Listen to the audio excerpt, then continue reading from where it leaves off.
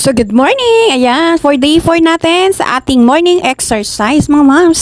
So sabayan niyo po ako at talaga naman tayo magpapawis dahil napakasarap po talaga sa pakiramdam kapag tayo'y napapawisan sa araw-araw. Talagang iba po talaga ang pakiramdam. Energetic ka, talagang nakakawala ng stress, nakakawala ng pagod, at talagang fresh, nakaka-refresh kapag napapawisan tayo every morning. So, kung nakikita nyo, day 4 pa lang po ito. Ginagawa ko na po ito talagang.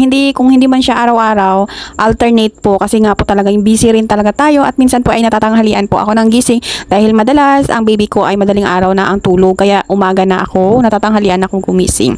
So, ayan, kung makikita nyo mga moms, enjoy mo lang po. Sa bagay, ako po ay ngayon ko lang itong niche na itong gagawin ko is talagang bago pa lang yung pag-i-exercise, pag-workout, pagpapawis. Ayan, kaya wala pa akong sa ulong steps. Gumagaya pa lang ako from TikTok. Ayan, yung mga exercise doon, ang importante lang naman talaga is yung napapawisan tayo.